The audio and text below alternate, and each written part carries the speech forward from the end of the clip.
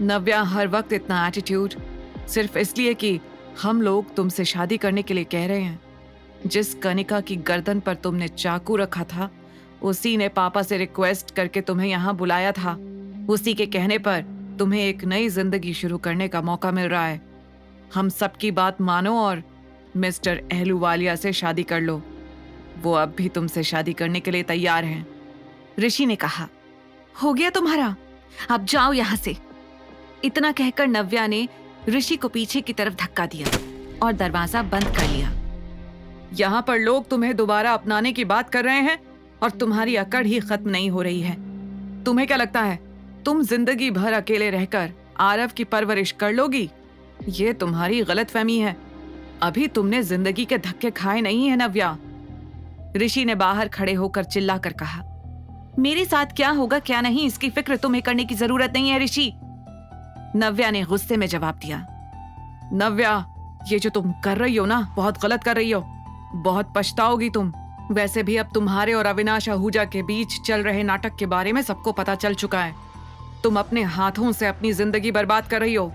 Mister Ahluwalia जैसा इंसान तुम्हें फिर नहीं मिलेगा, जो सब कुछ जानते हुए भी तुम्हें अपनाने को तैयार है। ऋषि ने चिल्लाते हुए कहा। नव्या एक पल को उसकी बातें सुनकर सहम गई थी। गेट लॉस्ट ऋषि। ये सुनकर भी ऋषि कुछ देर तक बड़बड़ाता रहा, लेकिन नव्या ने उसकी बातों का कोई जवाब नहीं दिया। वो भले ही हिम्मत से उसे जवाब दे रही थी, लेकिन अंदर ही अंदर वो घबराई हुई थी। वो वहां आरव के साथ अकेली थी, इसलिए उसे डर था कि कहीं कोई फिर से ना आ जाए। वो रो रही थी, लेकिन उसने अपनी आवाज दबा ली थी ताकि आरव को पता न चले। Navya, you will pay for this letter, Rishi ने गुस्से में चिल्लाते हुए कहा। उधर सिद्धांत ने अविनाश को घर ड्रॉप किया और अपने घर निकल गया। अविनाश ने जैसे ही आहूजा विला में कदम रखा, उसे अपनी माँ की आवाज सुनाई दी। अभी कहाँ रह गया? ये सिद्धांत भी ना इतना बड़ा ऑफिसर हो गया है, लेकिन अब भी अविनाश से ऐसे मिलता है जैसे कॉलेज जाने वाले दोस्त हों दोनों। शीरीन ने सलाद खाते हुए कहा, अरे भाई, बचपन के दोस्त हैं दोनों, मिलने दो। वैसे भी अविनाश का और कोई खास दोस्त नहीं है। हमसे नहीं तो कम से कम उससे तो अपने मन की बात कहता होगा। रतन ने इतना कहा ही था कि तभी उसकी नजर अविनाश पर पड़ी। अरे अविनाश, आ गए तुम? हम तुम्हारे बारे में ही बात कर रहे थे। रतन ने कहा, आओ अवि, हमारे साथ डिनर करो। शीरीन ने मुस्कुराकर कहा, नहीं मॉम, मैं डिनर करके आया हूं। अरे तो क्या हुआ, हमारे साथ भी तो बैठो थोड़ी देर, रतन ने कहा। जिसके बाद अविनाश को बैठना ही पड़ा। कुछ सामान्य बातचीत के बाद शीरीन ने सही मौका देखा और धीरे से कहा, अविनाश, तुम्हारे डैड ने मिस्टर बजाज से बात की है। समीरा कुछ ही दिनों में लंदन से वापस आने वाली है। सुना है अब वो यहाँ रहकर अपने डैड का बिजनेस संभालेगी। तुम उसे पहले से भी जानते हो। मुझे लगता है इस बार तुम्हें उससे मिलना चाहिए। यह सुनकर अविनाश समझ गया कि उसे वहां पर क्यों बैठाया गया है। मॉम, मेरा अभी किसी से मिलने का मन नहीं है। रही बात समीरा की, तो वो मेरी और सिद्धांत की दोस्त है।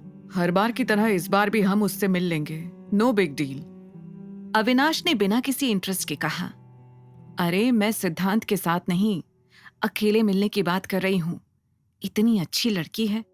अगर तुम दोनों ने एक दूसरे को पसंद कर लिया तो ये दोस्ती रिश्तेदारी में बदल सकती है। शीरीन ने कहा, मॉम होल्ड प्लीज, सीधे शादी? मैंने आपसे कहा ना, अभी मुझे कोई जल्दी नहीं है। आप क्यों शादी के पीछे पड़ी हुई हैं? मेरी कल एक बहुत इंपॉर्टेंट मीटिंग है, मुझे जाना है। अविनाश ने कहा। वैसे तो हमेशा वो अपने मॉम डैड को प्राथमिकता देता था, लेकिन शादी की बात आते ही वो विषय बदल देता था। इसी बात से शीरीन और रतन परेशान थे।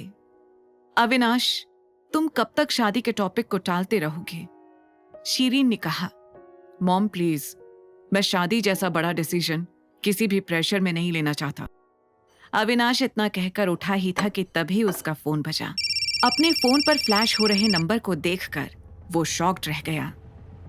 नव्या का कॉल इस वक्त?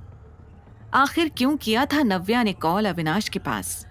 क्या करेगा आरव अपनी मम्मा को प्रोटेक्ट करने के लिए? क्या इस बार सिन्हा परिवार की हार पक्की थी?